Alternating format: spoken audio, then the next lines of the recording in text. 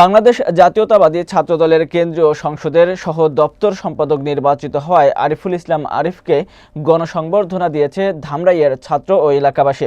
শনিবার বিকেলে থেকে বালিয়া ইউনিয়নের খাগুটিয়া গ্রামে শুরু হয় এই উৎসবমুখর আয়োজন। বিস্তারিত থাকছে মোজাম্মেল হোসেনের প্রতিবেদনে। গ্রামের কৃতি সন্তান আরিফকে অভিনন্দন জানাতে ধামরাই উপজেলার বিভিন্ন ইউনিয়ন, কলেজ ও বিশ্ববিদ্যালয় থেকে বাদ্যযন্ত্রসহ মিছিল নিয়ে আসে হাজারো ছাত্র জনতা। সর্বস্তরের মানুষের ফুলেল শুভেচ্ছায় সিক্ত হন আরিফ। গণসংবর্ধনা অনুষ্ঠানে প্রধান অতিথি ছিলেন ধামরাই উপজেলা বিএনপির সভাপতি ও সাবেক উপজেলা চেয়ারম্যান আলহাজ তমিজউদ্দিন।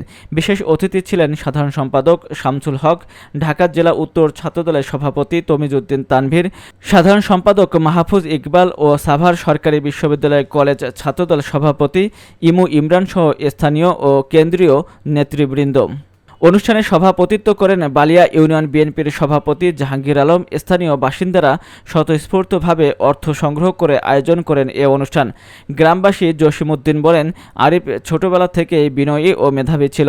আমরা গর্বিত। আরিফুল ইসলাম আরিফ বলেন, আমি আপনাদের ভালোবাসায় সিক্ত। তারেক রহমান যে দায়িত্ব দিয়েছেন তা যথাযথভাবে পালনের চেষ্টা করব। আমার ছেলে আরিফ কেন্দ্রীয় ছাত্রদলের সহদপ্তর সম্পাদক হওয়াতে আমি অনেক গর্বিত।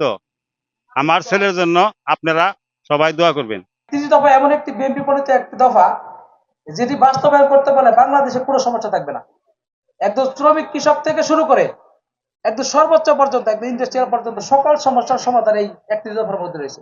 সংগঠনের নাম নিয়ে যারা অপক্রমে লিপ্ত হবেন, আমি বিশ্বাস করি তারা রাজনৈতিক অঙ্গন কেন সামাজিক অঙ্গনে এবং মানুষের কাছে কোনো দিন সম্মান পাবে না, মূল্যায়িত হবে না।